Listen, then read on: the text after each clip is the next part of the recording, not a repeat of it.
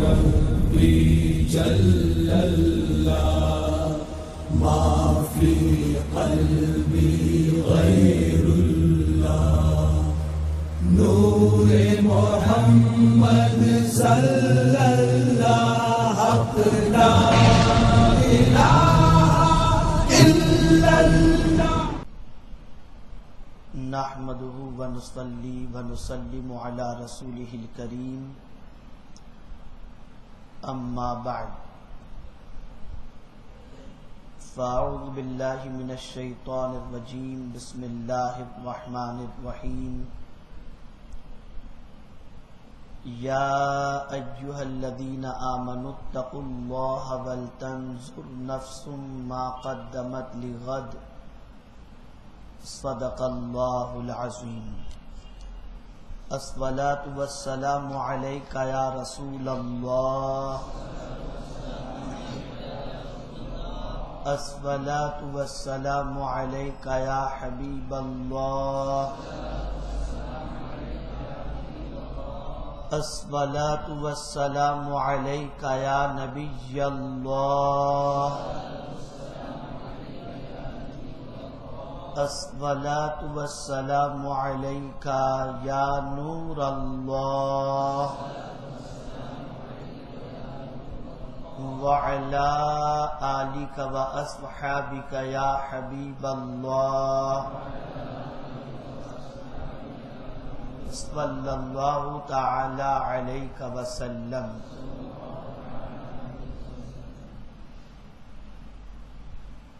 میرے پیارے آقا صلی اللہ تعالی علیہ وسلم کے پیارے دیوانوں، درس تصوف کی تیسری نشست میں آج آپ اور ہم سب حاضر ہیں۔ اللہ رب العزت سرکار مدینہ صلی اللہ علیہ وسلم کے صدقہ و توفیل ہم سب کو تزکیہ نفس کی توفیق نصیب فرمائے، اور اس سے پہلے کہ ہمارا حساب لیا جائے ہمیں خود اپنا حساب لینے کی توفیق نصیب فرمائے۔ گزشتہ درس میں آپ نے قرآن مقدس ایک آئینہ ہے اور ہر ایک کا ذکر قرآن مقدس میں موجود ہے، اس کے حوالے سے بہت ساری باتیں آپ نے سماعت فرمائی تھی، اور خاص طور پر حضرت احنف بن قیس رضی اللہ تعالیٰ عنہ نے خود کو کس طریقے سے قرآن مقدس میں تلاش کیا اور کس آیت کا مصداق خود کو انہوں نے ٹھہرایا، آپ نے اسے بھی سماعت فرمانے کا شرف حاصل کیا تھا۔ آج جو بات مجھے آپ کے سامنے پیش کرنی ہے وہ زندگی میں ہمارے لیے سب سے زیادہ ضروری اور بہت ہی اہم ہے۔ سب سے پہلے تو میں یہ بتا دوں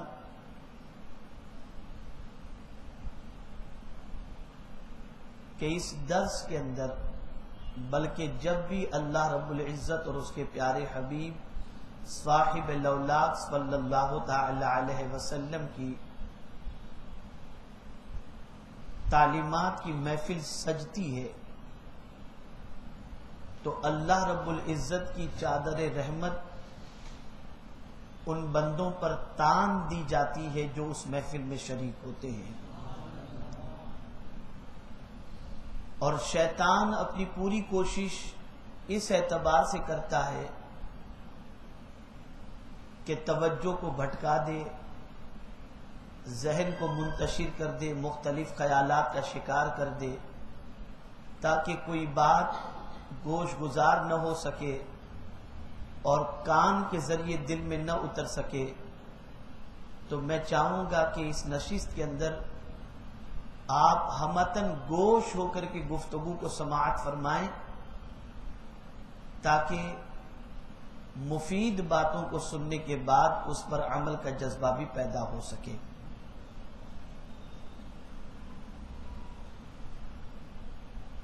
اس وقت اس درس تصوف میں اداروں کے طلباء کے ساتھ ساتھ مختلف علاقوں کے ذمہ دار مبلغین بھی شریک ہیں۔ ایک سوچ ہے، جو سوچ یہاں پر لے کر آپ لوگوں کو آئی ہے، اور وہ سوچ یہ ہے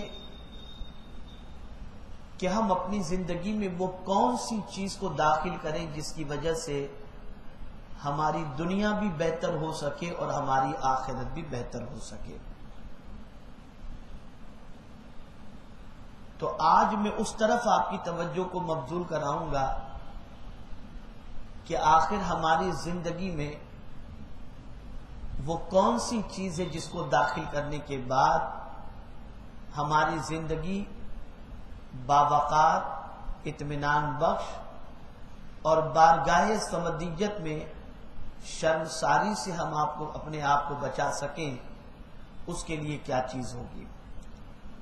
میں نے سورہ حشر کی آیت کریمہ کی تلاوت کا شرف حاصل کیا، جس میں اللہ رب العزت ارشاد فرماتا ہے، یا ایھا الذین آمنوا اتقوا اللہ وَلْتَنْظُرْ نَفْسٌ مَا قَدَّمَتْ لِغَدٍ۔ اے ایمان والو، اللہ سے ڈرو اور ہر جان دیکھے کہ کل کے لیے کیا آگے بھیجا۔ یہ آیے کریمہ ہمیں ایک فکر دے رہی ہے، ایک سوچ دے رہی ہے، اور وہ سوچ یہ ہے کہ آج تک ہم نے اپنی زندگی میں کیا کیا ہے، اس کے حوالے سے ہم احتساب کریں۔ ظاہر سی بات ہے کہ جو کچھ ہم نے کیا ہوگا اس کے بارے میں ہم سے زیادہ باخبر کون ہو سکتا ہے؟ اپنے حالات کو ہم سب سے زیادہ بہتر جانتے ہیں، اور ہمارے اعمال کا صلہ قیامت میں ہمیں کیا ملے گا، جزا کی شکل میں یا اللہ نہ کرے سزا کی شکل میں، ہم سے زیادہ اس کے حوالے سے کوئی باخبر نہیں ہے۔ تو قرآن کہتا ہے، یا ایھا الذین آمنوا اتقوا اللہ، اے ایمان والو اللہ سے ڈرو، وَلْتَنْظُرْ نَفْسٌ مَا قَدَّمَتْ لِغَدٍ، ہر جان دیکھے، ہر شخص دیکھے، ہر ایک دیکھے کہ اس نے کل کے لیے آگے کیا بھیجا ہے۔ کس کل کے لیے؟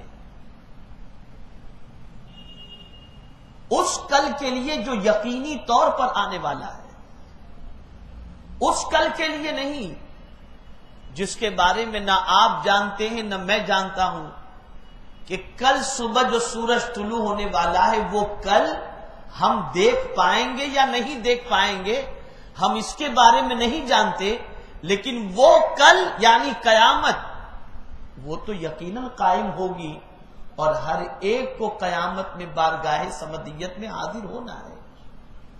تو فرمایا گیا اس کل کے لیے تم نے کیا بھیجا، اس کل کے لیے تمہاری کیا تیاری ہے۔ ہر جان یہ دیکھے، ہر ایک بندہ یہ غور کرے۔ تو آج ہماری سب سے پہلی بھول جو ہے جس کو ہمیں درست کرنا ہے وہ یہ ہے کہ ہم اس کل کو بھول گئے جو یقینی طور پر آنے والا ہے، اور وہ کل فراموشی کا جذبہ وہی کل فراموشی ہے۔ اور صحابہ کرام، اولیاء کرام، تابعین کرام علیہم الرضوان کی عادت کریمہ یہ تھی کہ وہ ہما وقت اسی کل کی فکر کیا کرتے تھے کہ اس کل کے بارے میں ہم کو خداوند قدوس کی بارگاہ میں حاضر ہو کر کیا جواب دینا ہے اور اس کل کی ہمارے پاس کیا تیاری ہے۔ اب اسی حوالے سے مزید باتیں میں آپ کے سامنے عرض کروں۔ سیدنا فاروق اعظم رضی اللہ المولا تبارک و تعالی عنہ، اس کل کی تیاری کیسے کی جائے، اس کل کی تیاری کیسے کی جائے، اس کے حوالے سے ارشاد فرماتے ہیں حاسبوا انفسکم قبل ان تحاسبوا، اے لوگو اپنا حساب کرو قبل اس کے کہ تمہارا حساب کیا جائے، اپنا حساب کرو۔ اور ظاہر سی بات ہے کہ وہی بندہ کامیاب رہتا ہے جو حساب کرتا ہے، اور کل بروز قیامت اللہ رب العزت جل جلالہ کی بارگاہ میں بندوں کو اپنے کیے کا حساب دینا ہے۔ اس سے پہلے کہ مولا حساب لے، سیدنا فاروق اعظم رضی اللہ المولا تبارک و تعالی عنہ ارشاد فرماتے ہیں کہ اس سے پہلے کہ مولا حساب لے تم خود اپنا حساب لے لو۔ میرے پیارے آقا صلی اللہ تعالی علیہ وسلم کے پیارے دیوانوں، اب آپ دیکھیں کہ اللہ کے برگزیدہ بندے کس طریقے سے اپنے حساب کے لیے فکر مند ہوتے اور اپنا حساب کس طریقے سے لیتے۔ ایک بزرگ گزرے ہیں، انہوں نے اپنے نفس کا حساب کیا، انہوں نے اپنے نفس کا حساب کیا تو 60 برس ہوئے تھے ان کی عمر کو۔ ان کی عمر کتنے سال کی تھی؟ 60 سال کی ان کی عمر تھی۔ دنوں کا حساب کیا تو 21,600 دن ہوئے۔ کہنے لگے اگر روز ایک گنا سرزد ہوا تو اس طرح 21,600 گنا ہوئے، اور اتنے گناہوں سے تیری رہائی کس طرح ہو سکتی ہے؟ خود کو مخاطب کرتے ہیں۔ اس طرح اتنے گناہوں سے تیری رہائی کس طرح ہو سکتی ہے جبکہ اس مدت میں ایسا دن بھی شامل ہے جس میں 1000 گناہ سرزد ہوئے ہوں گے۔ بس خوف سے ایک نعرہ مارا اور گر پڑے، جب ان کو دیکھا گیا تو وہ انتقال کر چکے تھے۔ یہ ہے حساب۔ امام غزالی رحمت اللہ تعالی علیہ فرماتے ہیں کہ یہ بزرگ جن کی عمر 60 سال کی تھی، انہوں نے ایک دن کا ایک گناہ پکڑا، رات کے گناہ کو شمار نہیں کیا۔ انہوں نے دن کا گناہ پکڑا، اور دن کے گناہ کو پکڑ کے عرض کرتے ہیں کہ 21,600 گناہ ہوئے۔ اگر مولا ان 21,600 گناہ کے بارے میں سوال کرے تو اس کا جواب کیسے ممکن ہو سکے گا؟ بس گھبرائے اپنا حساب لے کر کے اور ایک نعرہ مارا اور بارگاہ سمدیت میں جان قربان فرما دی۔ یہ اللہ والا، یہ حساب کا جذبہ تھا۔ میرے پیارے آقا صلی اللہ تعالی علیہ وسلم کے پیارے دیوانوں، مگر افسوس کہ انسان اپنا حساب لینے میں سخت بے پرواہ ہے، سخت بے پرواہ ہے۔ ہم دوسروں کا حساب تو لیتے ہیں، مال و زر کا حساب تو رکھتے ہیں، لیکن اپنا حساب اس اعتبار سے نہیں رکھتے کہ ہم نے آج کے دن کیا کیا اور کس طریقے سے ہم نے اپنی زندگی گزاری۔ اب آگے آپ سماعت فرمائیں، اگر ہر گناہ کے عوض فکر دی جا رہی ہے، ہر گناہ کے عوض کسی کے گھر میں ایک پتھر ڈالا جائے، ہر گناہ کے عوض کسی کے گھر میں ایک پتھر ڈالا جائے تو تھوڑی دیر میں گھر پتھروں سے پٹ جائے گا۔ ایک گناہ پر ایک پتھر گھر میں ڈالو تو تھوڑی ہی دیر کے اندر پورا گھر پتھروں سے بھر جائے گا۔ یا کرامن کاتبین اس سے ان گناہوں کی تحریر کرنے کی اجرت طلب کریں تو اس کا تمام مال اس میں خرچ ہو جائے گا۔ ظاہر سی بات ہے کہ ہم جو کچھ بول رہے ہیں، جو کچھ کر رہے ہیں، کرامن کاتبین اسے لکھ رہے ہیں۔ اب یہ لکھنے کی ذمہ داری ان کو اللہ نے سونپی ہے۔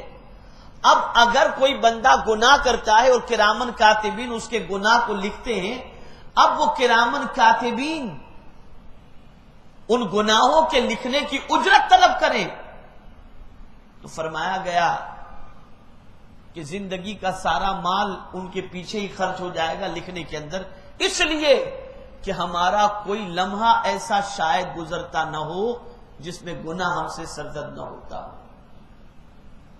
یہ ہماری کیفیت ہے۔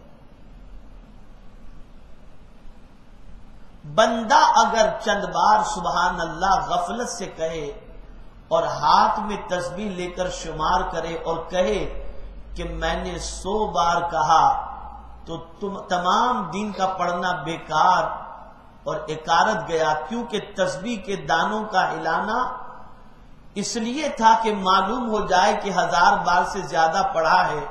اس صورت میں اس کا گمان کرنا کہ حسنات کا پلہ بھاری ہو جائے محض نادانی ہے۔ یعنی ہم اگر چند دانے گھما لیتے ہیں تسبیح کے تو ہم یہ سمجھتے ہیں کہ ہم نے بہت بڑا کام کر لیا، لیکن اس کے مقابلے میں اگر نصف گھنٹہ ہم تسبیح کے اندر خرچ کرتے ہیں تو باقی کے گھنٹے ہم کن کاموں میں خرچ کرتے ہیں ذرا اس کو بھی دیکھیں۔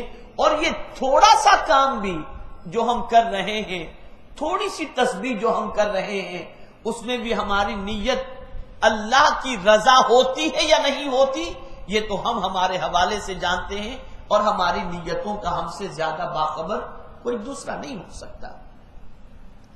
یہی وجہ ہے، بڑی پیاری بات احتساب نفس کے حوالے سے امیر المؤمنین سیدنا فاروق اعظم رضی اللہ تعالیٰ عنہ نے فرمائی۔ چنانچہ امیر المؤمنین حضرت عمر رضی اللہ تعالیٰ عنہ نے فرمایا ہے کہ اے لوگو، اپنے اعمال کا وزن اس سے قبل کر لو کہ قیامت میں ان کو تولا جائے۔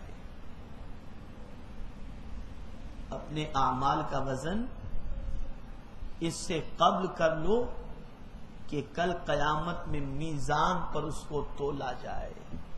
وزن کرو اپنے اعمال کو اسی دنیا میں، اس لیے کہ قیامت میں اعمال تولے جائیں گے، میزان پر رکھے جائیں گے۔ تو اس سے پہلے کہ مولا قیامت میں ہمارے اعمال کو تولے، ہم دنیا ہی کے اندر اپنے اعمال کا وزن کر لیں۔ اسی طرح جب رات آتی تو حضرت عمر رضی اللہ تعالیٰ عنہ درہ اپنے پاؤں پر مارتے اور فرماتے کہ آج کے دن تو نے کیا کام کیا ہے۔ اب آگے سماعت فرمائیں۔ ام المؤمنین حضرت عائشہ صدیقہ رضی اللہ تعالیٰ عنہ فرماتی ہیں کہ حضرت ابو بکر صدیق رضی اللہ تعالیٰ عنہ نے انتقال کے وقت فرمایا، وصال کے وقت فرمایا کہ عمر ابن خطاب رضی اللہ تعالیٰ عنہ سے زیادہ مجھے کوئی عزیز نہیں ہے کہ انہوں نے جب اپنا محاسبہ کیا تو جو کمی واقع تھی اس کا تدارک کیا، اسی لیے وہ مجھے سب سے زیادہ عزیز اور محبوب ہے۔ ایک فکر ملی، اور وہ فکر کیا ہے کہ اگر ہم اپنا حساب کر رہے ہیں اور ہمیں معلوم ہے کہ ہمارے اعمال کم ہیں تو اب اس کے تدارک میں لگ جائیں۔ اس کے ازالے میں لگ جائیں، اس کی فکر میں لگ جائیں کہ اس کا تدارک کیسے ممکن ہے. گناہ زیادہ ہے تو اس کا تدارک کیسے ممکن ہے، اس کے ازالے کے لیے لگ جائیں، اس کے تدارک میں لگ جائیں. اور سیدنا فاروق اعظم رضی اللہ المولا تبارک و تعالی عنہ کے حوالے سے سیدنا صدیق اکبر رضی اللہ تعالی عنہ نے فرمایا کہ مجھے عمر ابن خطاب اس لیے عزیز ہیں کہ وہ اپنا محاسبہ کرتے اور اس کے بعد اس کے تدارک میں لگ جاتے تھے، علاج میں لگ جایا کرتے تھے. آج ہماری سچویشن کیا ہے؟ ہمارا حال یہ ہے کہ ہم اپنی فکر میں لگے ہی نہیں ہیں اور ہم اپنے دفتر کو دیکھ ہی نہیں رہے ہیں، جبکہ قرآن مقدس میں اللہ رب العزت نے ارشاد فرمایا، قیامت میں اللہ بندوں سے خطاب فرمائے گا اور ارشاد فرمائے گا، اقرا کتابک کفا بنفسک اليوم علیک حسیبا. اپنا اعمال نامہ پڑھ اپنا دفتر، پڑھ اپنا اعمال نامہ. مجھے بتائیں اور اعمال نامے میں کیا ہوگا؟ ما یلفظ من قول الا لدیہ رقیب عتید. جو لفظ بھی زبان سے نکلتا ہے اسے محفوظ کرنے والے فرشتے رجسٹر میں محفوظ کر لیتے ہیں. میرے پیارے آقا صلی اللہ تعالی علیہ وسلم کے پیارے دیوانوں، موت برحق ہے اور موت کی وادیوں سے ہر ایک نے گزرنا ہے اور بارگاہ سمدیت میں ہر ایک کی پیشی ہونی ہے. اس لیے فرمایا گیا رب تو تمہارا حساب لے گا، لیکن اس سے پہلے کہ مولا حساب لے تم خود اپنا حساب ضرور لے لو. میرے پیارے آقا صلی اللہ تعالی علیہ وسلم کے پیارے دیوانوں، اب آپ دیکھیں اللہ والے کس طریقے سے احتساب نفس کرتے تھے، اپنے وجود کا احتساب فرماتے تھے. جناب ابن سلام لکڑیوں کا گٹھا اپنی گردن پر رکھ کر لیے جا رہے تھے. لوگوں نے کہا یہ کام تو غلاموں کے کرنے کا ہے. اللہ والے تھے، وہ خود ہی لکڑیوں کا گٹھڑا اپنے سر پر جو ہے وہ لے کر جا رہے تھے. تو ظاہر سی بات ہے کوئی اللہ والا لکڑیوں کا گٹھا اپنے سر پر لے کر کے جائے گا اور لوگ یہ جانتے بھی ہوں کہ یہ اللہ والا ہے تو کہیں گے یہ کام آپ کیوں کر رہے ہو، غلاموں کا کام ہے یہ. آپ کسی خادم کو فرما دیں کوئی بھی لے لے گا، آپ خود اسے کیوں اٹھائیں گے؟ تو اسی طریقے سے جناب ابن سلام لکڑیوں کا گٹھا لے کر کے جا رہے تھے. تو لوگوں نے کہا کہ یہ کام تو غلاموں کے کرنے کا ہے. تو اب انہوں نے جو جواب دیا اسے سنو، جو جواب دیا اسے سنو.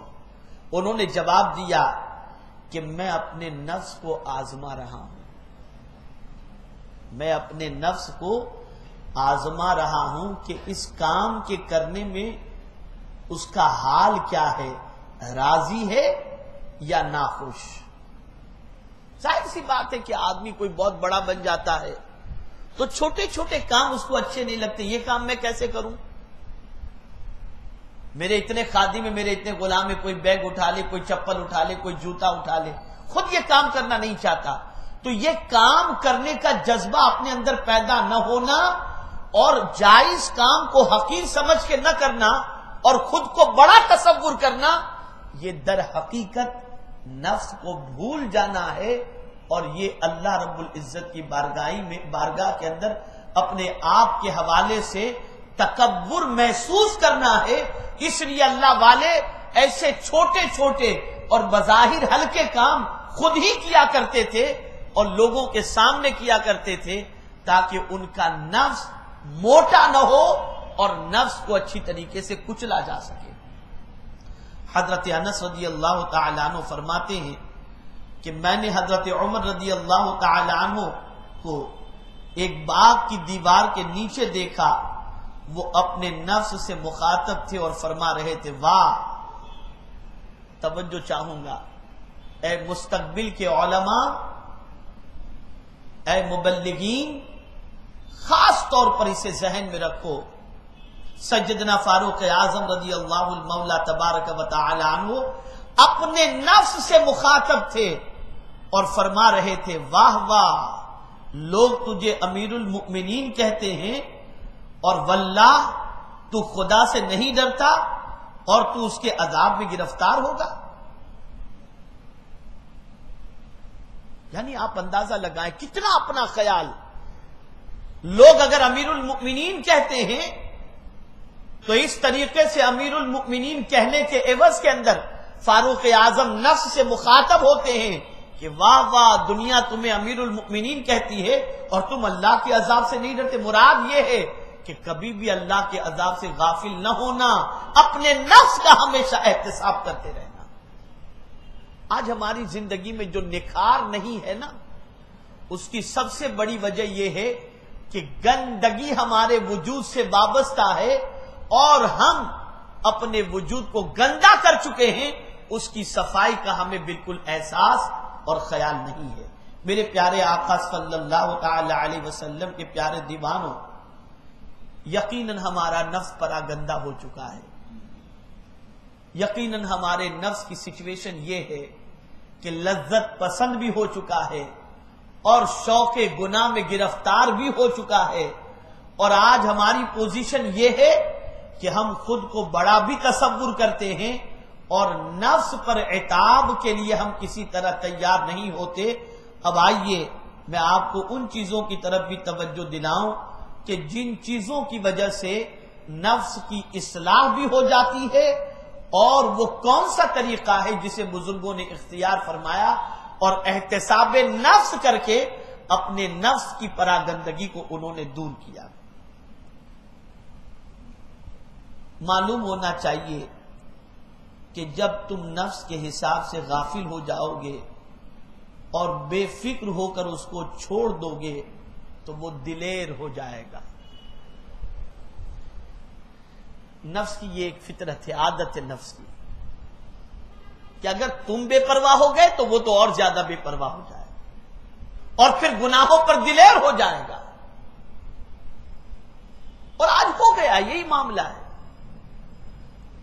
ہم جو معاشرے کے اندر اپنی شناخت ایک دین کے خادم کی حیثیت سے کرا رہے ہیں، ہم دنیا کے اندر ہونے والے گناہوں کو تو دیکھ رہے ہیں، لیکن ہمارے وجود کے اندر خود کتنے گناہ ہم نے کیے ہیں اس کے احتساب کا ہمارے پاس ٹائم نہیں ہے۔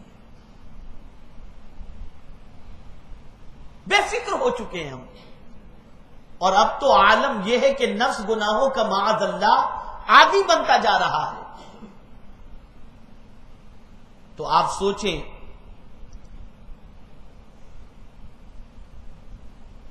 کہ جو نفس کے حساب سے غافل ہو گیا، اس نے اپنے نفس کو دلیر کر دیا، پھر اس کا روکنا دشوار ہو جائے گا۔ پس سزاوار یہ ہے کہ ہر ایسے کام پر اس کو سزا دے۔ اگر وہ کچھ شبہ کی چیز کھا گیا ہے تو اس کو بھوکا رکھا جائے، اگر کسی نامحرم کو دیکھا ہے تو آنکھ بند رکھنے کی سزا دے۔ اسی طرح دوسرے اعضاء کی حرکات کا قیاس کر لینا چاہیے۔ بزرگان سلف ایسا ہی کیا کرتے تھے۔ اب آپ دیکھیں کیسے نفس کا احتساب کرتے تھے، اور جب کوئی گناہ ہو جاتا تھا کسی عضو سے تو کس طریقے سے وہ سزا دیتے تھے۔ منقول ہے کہ ایک عابد نے نفس کے فریب میں آ کر کسی عورت پر دست درازی کی، اس کے بعد اپنا ہاتھ آگ میں ڈال دیا کہ جل جائے اور کیے کی سزا پائے۔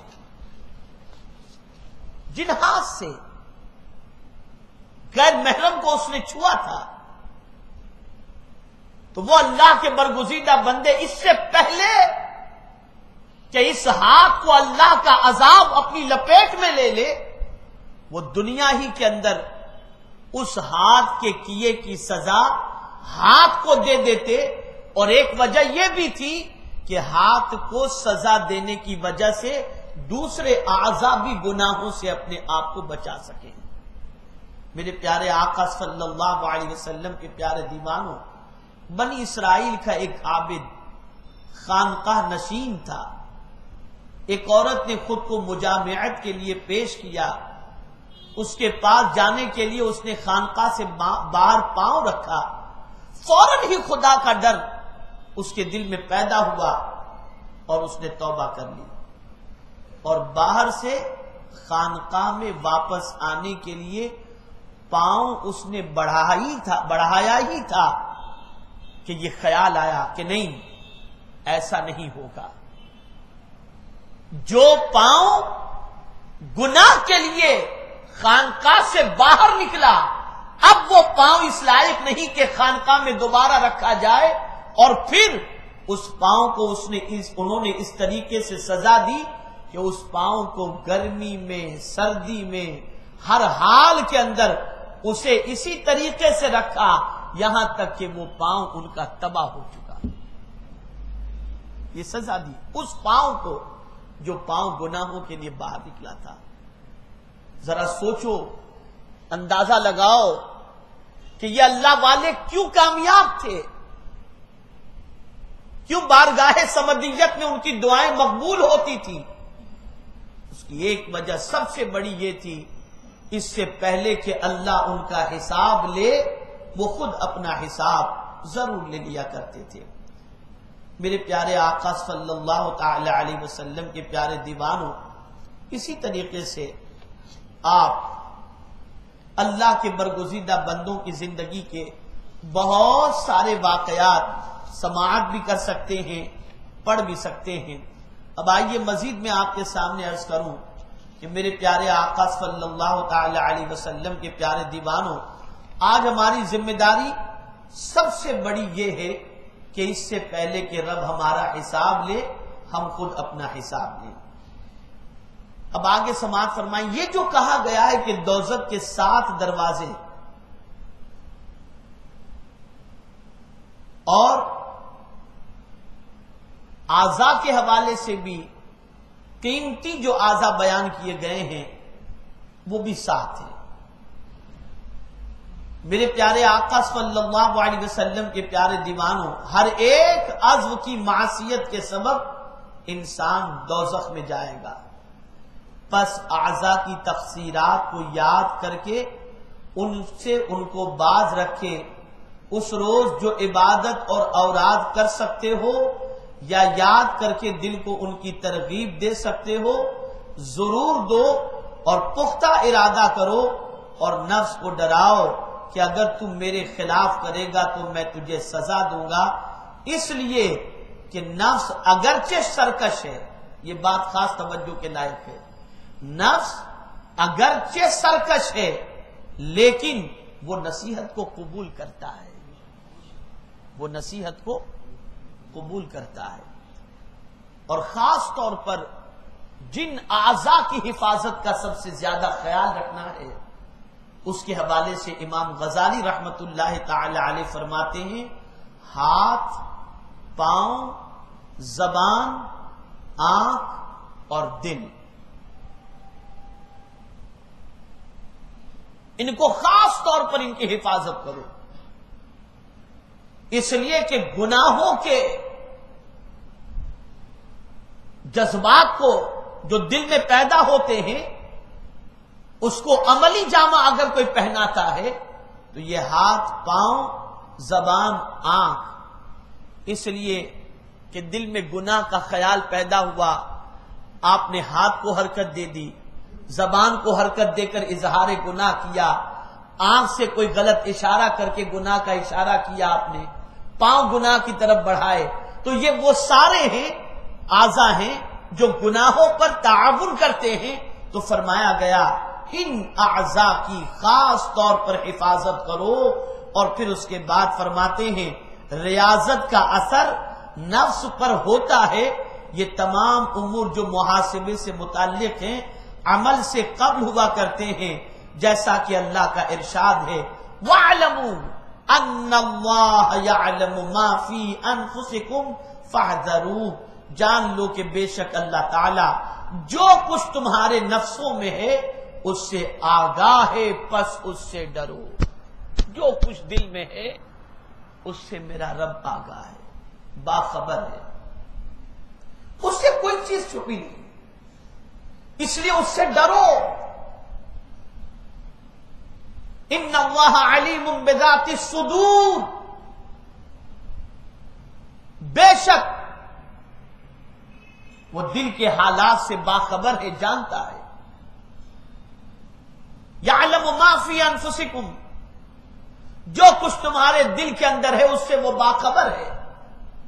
میرے پیارے آقا صلی اللہ تعالی علیہ وسلم کے پیارے دیوانوں، اللہ کے پیارے حبیب صلی اللہ علیہ وسلم نے عقل مند کون ہے اس کے حوالے سے ارشاد فرمایا، فرماتے ہیں دانش مند وہ ہے جو اپنا حساب کرے اور ایسا عمل کرے۔ توجہ چاہوں گا، اسے دل کے اندر جگہ دے دو، اسے دل میں جگہ دے دو، اور آپ نے پوری زندگی اگر اسے یاد رکھا اور اگر کہیں لکھ کر رکھ کر کے رات کو سونے سے پہلے اس حدیث کو روزانہ آپ نے پڑھ لی اور نگاہوں کے سامنے رکھیں گے تو انشاءاللہ العظیم زندگی میں کافی نکھار پیدا ہوگا۔ اللہ کے رسول صلی اللہ علیہ وسلم نے فرمایا کہ دانشمند وہ ہے جو اپنا حساب کرے اور ایسا عمل کرے جو موت کے بعد کام آئے، جو موت کے بعد کام آئے۔ اب خود ہم سوچ لیں کہ ہم بے وقوف ہیں یا عقل مند ہیں۔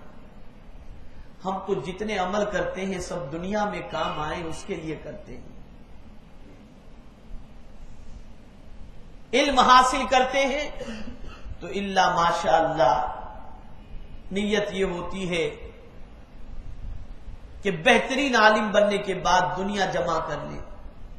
دعوت و تبلیغ کا جذبہ اگر ہوتا ہے تو اس میں بھی ہمارا حال یہ ہوتا ہے، اجر آخرت کی بجائے اجر دنیا سے ہماری نیت بھری ہوئی نظر آتی ہے۔ تو اللہ کے رسول صلی اللہ علیہ وسلم کے نزدیک ہم تو بے وقوف ٹھہرے، بے وقوف ٹھہرے۔ ہم نے دنیا کے لیے سب کچھ کام کیا، اور آقا کائنات صلی اللہ علیہ وسلم ارشاد فرماتے ہیں دانشمند وہ ہے جو اپنا حساب کرے اور ایسا عمل کرے جو موت کے بعد کام آئے۔ اور موت کے بعد جو کام آنے والی چیزیں ہیں وہ اگر نیکیاں ہم نے اللہ کی رضا کے لیے کی ہیں تب وہ نیکیاں موت کے بعد کام آئیں گی، ورنہ دنیا کو دکھانے کے لیے اگر ہم نے کی تو وہ نیکی ہمارے دفتر میں لکھی تو کیا جائے گی، بلکہ کل بروز قیامت ریاکاری کی سزا اللہ رب العزت عطا فرمائے گا۔ اس لیے آقا کریم صلی اللہ تعالی علیہ وسلم آگے ارشاد فرماتے، اس پر بھی توجہ رکھی جائے، فرمایا گیا اے شخص جو کام تو کرنا چاہتا ہے اس پر غور کر، اگر وہ بجا اور درست ہے تو اس پر عمل کر، اور اگر بیجا ہے تو اس سے دور رہ۔ پس ہر روز صبح کے وقت نفس کے ساتھ ایسی شرط کرنا چاہیے کہ اس شخص کے لیے جو صاحب استقامت ہے اور ثابت قدم ہے اس کو بھی ہر روز کسی نہ کسی کام کی حاجت ہوتی ہے جس کے لیے نفس کے ساتھ شرط کرنا ضروری ہے۔ نفس کے ساتھ شرط، اور وہ شرط کیا ہے؟ نفس چاہتی ہے، نفس چاہتا ہے کہ میں یہ کام کروں دنیا میں واہ واہ ہو، نہیں۔ آپ جانتے ہیں سیدنا صدیق اکبر رضی اللہ المولا تبارک و تعالی عنہ اور صحابہ کرام علیہم الرضوان، ان کے کام میں پیورٹی کتنی تھی کہ آپ ذرا سوچو کہ قرآن مقدس میں فرمایا گیا الذین ينفقون اموالهم باللیل والنہار سرا وعلانیہ فلہم اجرہم عند ربہم ولا خوف علیہم ولا هم یحزنون۔ وہ لوگ جو رات کو دن میں اور دکھا کر اور چھپا کر اپنا مال خرچ کرتے ہیں، ان کے لیے اللہ کے پاس اجر ہے اور نہ انہیں کوئی خوف ہوگا نہ غم۔ اب یہاں مفسرین فرماتے ہیں کہ لیل کا ذکر اور سر کا ذکر نہار سے پہلے اور علانیہ سے پہلے آیا، اس سے مراد یہ ہے کہ رات کو اللہ کی راہ میں خرچ کرنا یہ دن کو خرچ کرنے سے بہتر ہے، اس لیے کہ رات کو جب تم خرچ کرو گے تو تم جانو گے، لینے والا جانے گا اور مولا جانے گا، انسان کو اس کی کیا خبر ہو۔ حضرت امام زین العابدین رضی اللہ المولا تبارک و تعالی عنہ کا جب وصال ہوا تو جب آپ کو غسل دیا گیا تو آپ کی پیٹھ پر گونی کے نشان تھے۔ گھر والوں کو حیرت ہوئی کہ حضرت امام زین العابدین رضی اللہ تعالی عنہ کی پشت مبارک پر یہ گونی کے نشان کیوں؟ آپ کیا ٹاٹ پر سوتے تھے یا گونی اٹھاتے تھے، کیا معاملہ؟ بہرحال وصال کے کچھ دن گزرے اور اس کے بعد ایک ایک کر کے معاشرے کے غربا امام زین العابدین رضی اللہ تعالی عنہ کے دولت قدے پر آنا شروع ہوئے اور آ کر کے گھر والوں سے پوچھا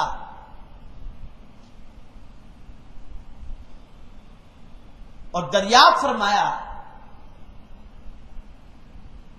کہ ہم غریب ہیں، مسکین ہیں، اور ہماری غربت و مسکینی کے حوالے سے مدینے میں شاید کسی کو معلوم تھا، اور اس سے پہلے کہ ہم اس سے طلب کرتے وہ رات کی تاریکی میں ہمارے گھر کے دروازے پر آٹے کی گونی رکھ جایا کرتے تھے، لیکن کچھ دنوں سے ہمارے گھر پر آٹے کی گونی نہیں پہنچ رہی، تو آپ خاندان اہل بیت سے ہیں، سخی ہیں، تو آپ کے دربار میں ہم حاضر آئے ہیں کہ ہمارے لیے کچھ انتظام ہو جائے۔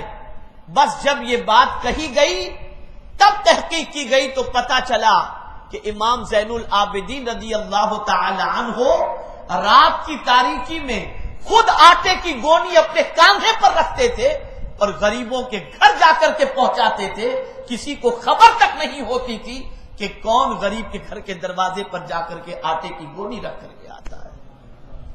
یہ اللہ والوں کی سچویشن تھی، یہ اخلاص تھا۔ اور یاد رکھو آخرت کا اجر ہی اصل اجر ہے۔ دنیا کے اندر تو انسان کی زندگی کٹ جائے گی، ایک انسان تعریف کے دو جملے کہہ دے گا، کچھ دولت عطا کر دے گا، کچھ شہرت کے لیے کلمات کہہ دے گا، لیکن حقیقت یہ ہے کہ جو کام اللہ کی رضا کے لیے کیا جائے اللہ رب العزت اس کام کو اپنی بارگاہ میں قبول فرماتا ہے۔ اس لیے نفس سے شرط باندھو، صبح صبح جیسے ہی خیال پیدا ہو کہ واہ واہ ہوگی، سبحان اللہ ہوگی، دولت آئے گی، نعرے لگیں گے، یہ ہوگا وہ ہوگا، یہ خیال پیدا ہو فوراً استغفار پڑھیں اور اللہ کی بارگاہ میں عرض کریں، مولا میں نفس کی شرارت سے تیری بارگاہ میں پناہ مانگتا ہوں، مجھے میرے مولا میرے نام کی حاجت نہیں، بس بلند ہو تو تیرا نام ہو، تیرے محبوب کا نام بلند ہو۔ یہ جذبہ اپنے اندر، یہ نفس کے ساتھ شرط باندھنی چاہیے۔ مجھے یاد ہے ماضی قریب کے ایک بزرگ گزرے ہیں، مرزا عبدالشکور بیگ صاحب،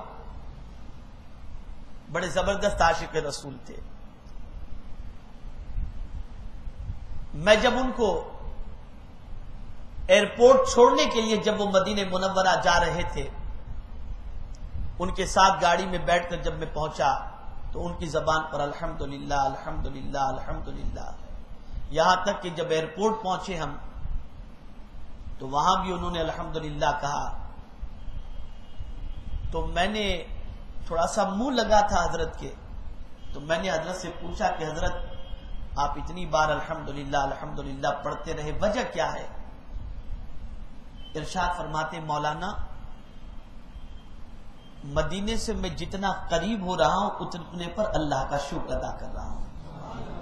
گھر پر تھا اللہ کا شکر میں نے ادا کیا, گاڑی میں بیٹھا اللہ کا شکر ادا کیا, اب ایئرپورٹ پہنچا اللہ کا شکر ادا کر رہا ہوں. تب میں نے اپنی زبان سے کہا حضرت اللہ نے آپ کے سینے کو اپنے محبوب کی محبت سے لبریز کر دیا ہے. فوراً انہوں نے کہا سبحان اللہ سبحان اللہ سبحان اللہ الحمدللہ الحمدللہ الحمدللہ. میں نے کہا حضرت اب یہاں یہ سبحان اللہ الحمدللہ کہنے کی کیا وجہ ہے؟ بڑی پیاری بات فرمائی. ارشاد فرماتے مولانا جب آپ نے یہ جملے کہے نا تو میرا نفس اندر سے کہہ رہا تھا دیکھ تیری تعریف ہو رہی ہے, تو میں نے فوراً اللہ کی تعریف کی, نفس کو شکست دے دی کہ تو تعریف کے لائق نہیں, تعریف کے لائق تو اللہ عز و جل. یہ تعریف کے لائق تو اللہ عز و جل ہے. یہ اللہ والوں کی سچویشن. اور ہماری میں آپ خاص طور پر عرض کروں کہ طلبہ اور مبلغین میں ایک جو بڑی کمزوری پائی جاتی ہے وہ یہ ہے کہ خود کو کامل سمجھتے ہیں اور اچھی صحبت کے متلاشی نہیں ہوتے, اور سمجھتے ہیں ہماری ہی صحبت سے لوگ فائدہ اٹھائیں, ہم اس لائق نہیں کہ ہم کسی کی صحبت سے استفادہ کریں. یہ سب سے بڑی کمزوری ہے, سب سے بڑی کمزوری. روئے زمین پر ایسا نہیں کہ قحط پڑا ہوا ہے. آج بھی اللہ کے بہت سارے برگزیدہ بندے ایسے موجود ہیں جن کی صحبت میں بیٹھ کر کے دل زندہ ہو جاتا ہے, دل زندہ ہو جاتا ہے. اور اگر خدا نہ خواستہ قلت وقت کی بنیاد پر آپ کے پاس اتنا ٹائم نہیں کہ کسی کی صحبت میں جا سکے تو اللہ والوں کے واقعات پڑھو, ان کے شب و روز کا مطالعہ کرو, ان کے تزکیے نفس کا مطالعہ کرو, اور پھر اپنے آپ کو ان کے نقش قدم پر ڈالنے کی کوشش کرو. میرے پیارے آقا صلی اللہ تعالی علیہ وسلم کے پیارے دیوانوں, تو ان چیزوں کا خاص طور پر خیال رکھنا چاہیے. اب آپ سنیں,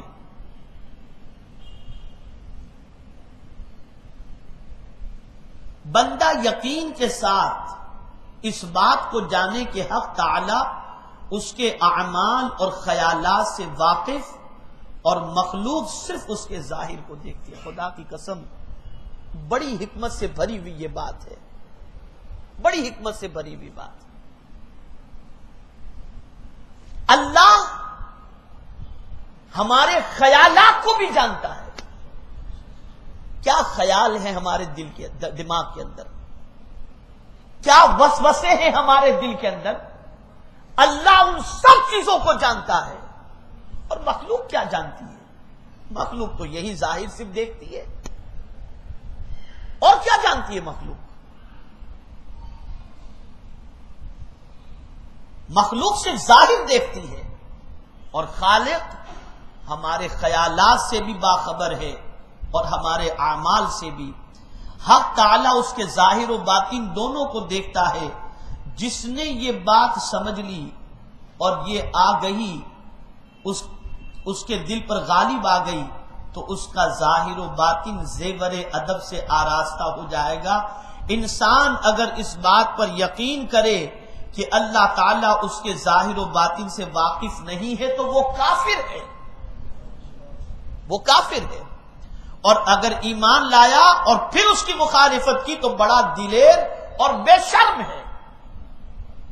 اور اللہ تعالیٰ ارشاد فرماتا ہے, یہ ارشاد ذہن میں رکھو, الم یعلم بان اللہ یرا, کیا بندہ اس بات کو نہیں جانتا کہ حق تعالیٰ اس کو دیکھ رہا ہے.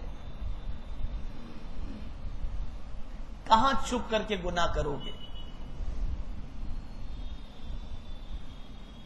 کہاں چھپ کر کرو گے؟ کہیں چھپ نہیں سکتے. تو حق تعالیٰ تو دیکھ رہا ہے, اور جب وہ دیکھ رہا ہے تو ہمیں چاہیے کہ ہم اس سے شرم کریں اور اپنے دامن کو گناہوں سے بچائیں. ایک حبشی نے حضور رحمت عالم صلی اللہ علیہ وسلم سے دریافت کیا کہ میں نے بہت گناہ کیے ہیں, میری توبہ قبول ہوگی یا نہیں؟ اللہ کے رسول صلی اللہ علیہ وسلم نے ارشاد فرمایا قبول ہوگی. اس نے پھر دریافت کیا کہ جب میں گناہ کرتا تھا تو کیا اللہ دیکھتا تھا؟ انداز سوال دیکھو، کیا جب میں گناہ کرتا تھا تو اللہ دیکھتا تھا؟ آقا کریم صلی اللہ علیہ وسلم نے ارشاد فرمایا ہاں دیکھتا تھا۔ یہ سن کر اس نے آہ بھری اور ایک نعرہ مارا اور جان اس کی نکل گئی۔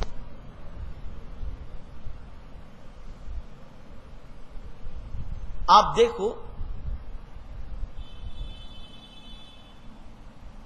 کہ چھپ کر کے کوئی طالب علم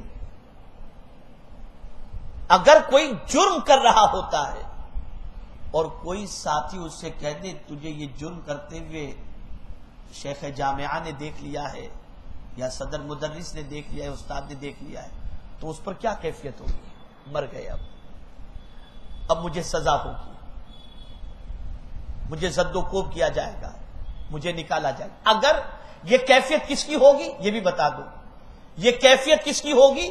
جو با حیا ہوگا، اور جو بے شرم ہوگا کیا کہ ارے دیکھ لیا تو کیا ہوا۔ لیکن جس کے پاس غیرت ہوگی وہ خوف زدہ ہو جائے گا، اور یہ خوف کی بنیاد پر جو اس کو شرمندگی ہوگی اب میرا کیا ہوگا، اب میرا انجام کیا ہوگا۔ یہ خوف جو اس کے دل میں پیدا ہوا، اس سے مراد یہ ہے کہ اس کے دل میں ایمان ابھی بھی موجود ہے۔ بارگاہ رسول صلی اللہ علیہ وسلم میں اسی لیے جب انہوں نے عرض کیا اور عرض کرنے کے بعد آقا کریم صلی اللہ علیہ وسلم نے فرمایا جب تو گناہ کرتا تھا تو اللہ دیکھتا تھا، تو بس خوف خدا کی وجہ سے ان پر ایسی رقت طاری ہوئی اور ایسی کیفیت طاری ہوئی کہ ایک نعرہ مارا اور اللہ کے خوف کی وجہ سے جان نکل گئی۔ اور میرے پیارے آقا صلی اللہ علیہ وسلم کے پیارے دیوانوں، یہ موت اللہ کی بارگاہ کے اندر بڑی مقبول موت ہے۔ حضور اکرم صلی اللہ علیہ وسلم نے فرمایا حق تعالی کی بندگی اس طرح کرو کہ تم اس کو دیکھ رہے ہو، اور اگر تم اس کو دیکھ نہیں رہے ہو تو وہ تم کو دیکھ رہا ہے۔ پس جب تک تم یہ نہیں جان لو کہ حق تعالی تمام احوال میں دانا و بینا ہے، معصیت سے عذر نہیں کر سکو گے۔ اللہ تعالی کا ارشاد ہے، اللہ اکبر، اللہ اکبر، اللہ رب العزت کا ارشاد ہے ان اللہ کان علیکم رقیبا، بے شک اللہ تعالی تم پر نگہبان ہے، تم پر نگہبان ہے۔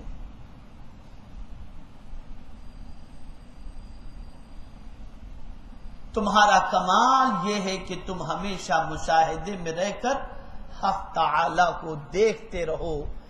میرے پیارے آقا صلی اللہ علیہ وسلم کے پیارے دیوانوں، جو رب ہمارا نگہبان ہے، ہمیں چاہیے کہ ہم اپنے اعمال کو درست سے درست کرنے کی کوشش کریں۔ وہ ظاہر کو بھی دیکھتا ہے، وہ باطن کو بھی دیکھتا ہے، اس سے چھپ کر کے بندہ کہیں نہیں رہ سکتا۔ اس سے پہلے کہ وہ حساب لے، ہم خود اپنا حساب لے لیں۔ میرے پیارے آقا صلی اللہ تعالی علیہ وسلم کے پیارے دیوانوں، بس یہ آخری ایک حدیث آج کی نشست کے اندر میں پیش کر کے اپنی گفتگو کو سمیٹتا ہوں۔ حدیث قدسی ہے، اللہ رب العزت نے ارشاد فرمایا کہ بہشت عدن ایسے لوگوں کو ملے گی جب ان کو معصیت کا خیال آئے تو وہ میری عظمت کو یاد کر کے شرمائیں اور معصیت سے باز رہیں۔ بہشت عدن، جنتیں کئی ہیں نا،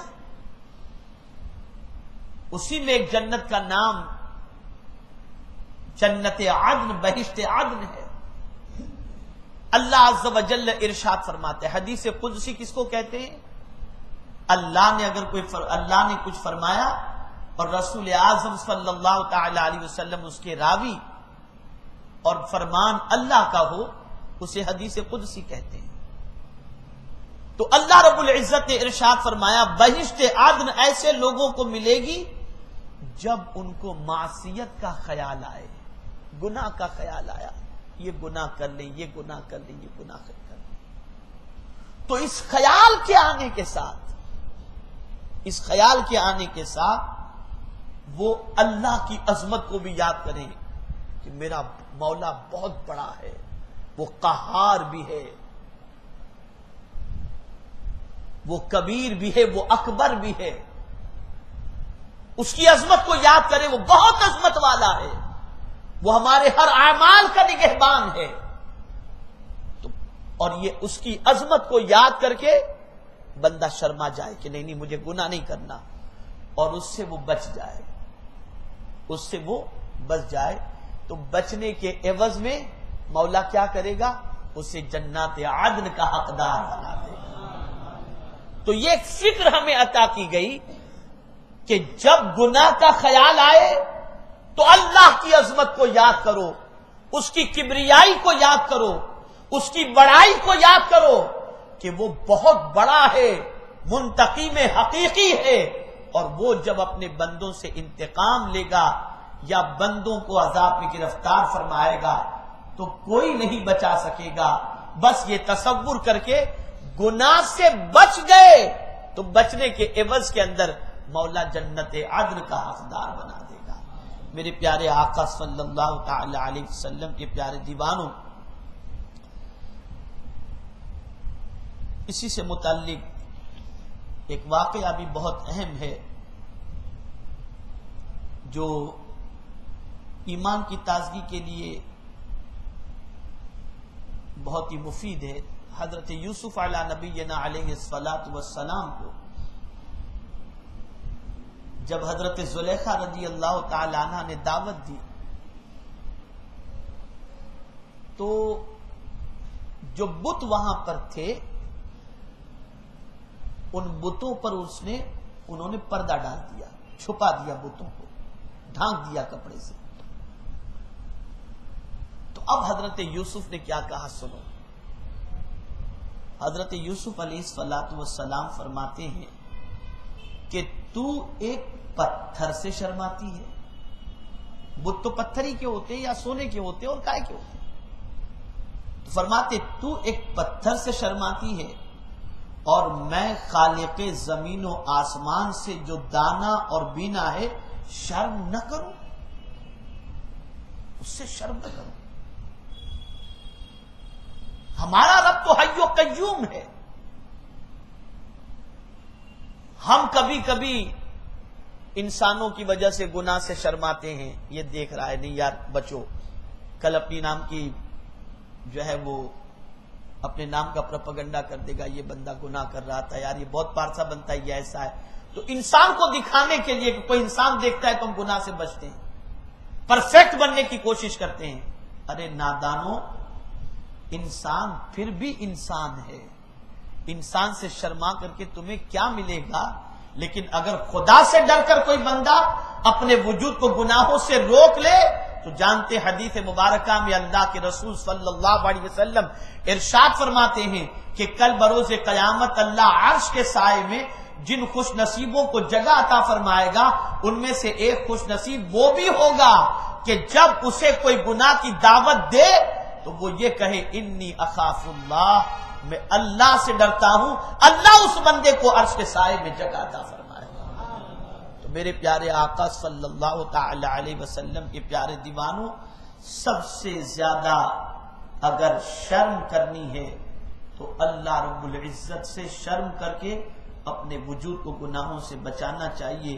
انشاءاللہ العظیم اپنے وجود کو گناہوں سے بچانے کا بہترین طریقہ یہ ہے کہ اس سے پہلے کہ مولا حساب لے ہم خود اپنا حساب لیں اور آنے والے کل کے لیے ہم نے کیا تیاری کی ہے اس کی فکر کریں۔ انشاءاللہ العظیم یہ فکر ہماری ہمیں آخرت میں رسوائی سے اور دنیا میں رسوائی سے بچا لے گی۔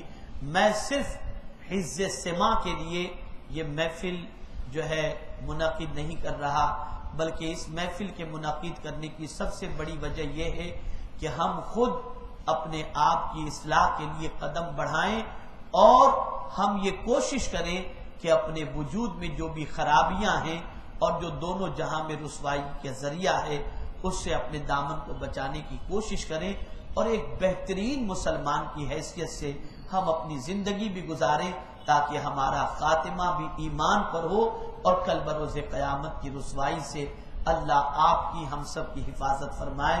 اللہ مجھے آپ کو سب کو توفیق نصیب فرمائے کہ ہم سب رب سے شرم کریں اور سرکار مدینہ صلی اللہ تعالی علیہ وسلم کے توسل سے ان کی بارگاہ کے بھکاری بن کر رب قدیر جل جلالہ کی صحیح محبت اور اس کا صحیح خوف حاصل کرنے کی توفیق ہمیں اللہ عز و جل نصیب فرمائے اور ہم حاصل کر سکیں۔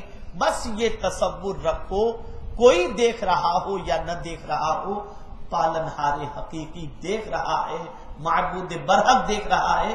انشاءاللہ اس کی وجہ سے ہمیں ضرور بھی ضرور گناہوں سے بچنے کا جذبہ پیدا ہوگا۔ آخری آیت آج کی نشست کے اندر جو مجھے سنانی تھی وہ میں سنا دوں تاکہ آپ اس آیے کریمہ کو بھی ذہن میں رکھیں۔ یہ سورہ انبیاء کی آیت ہے۔ اللہ رب العزت ارشاد فرماتا ہے وَنَضَعُ الْمَوَازِينَ الْقِسْطَ لِيَوْمِ الْقِيَامَةِ فَلَا تُظْلَمُ نَفْسٌ شَيْئًا، اور ہم عدل کی ترازویں رکھیں گے قیامت کے دن تو کسی جان پر کچھ ظلم نہ ہوگا، اور اگر کوئی چیز، یعنی یہ بات ذہن میں رکھیں، کل بروز قیامت عدل کا ترازو رکھا جائے گا اور کسی جان پر ظلم نہیں کیا جائے گا، مگر جو کچھ جان نے کیا ہوگا اس کا حساب کل بروز قیامت اسے دینا پڑے گا۔ فَمَن يَعْمَلْ مِثْقَالَ ذَرَّةٍ خَيْرًا يَرَهُ وَمَن يَعْمَلْ مِثْقَالَ ذَرَّةٍ شَرًّا يَرَهُ۔ اللہ رب العزت ہمیں اپنی جان کو اللہ اور اس کے رسول کی اطاعت کی طرف راغب کرنے، مائل کرنے کی توفیق نصیب فرمائے، اور ہم سب کو اپنی اصلاح کی کما حقہ توفیق نصیب فرمائے۔ وما علینا الا البلاغ المبین۔ السلام علیکم ورحمۃ اللہ تعالی وبرکاتہ۔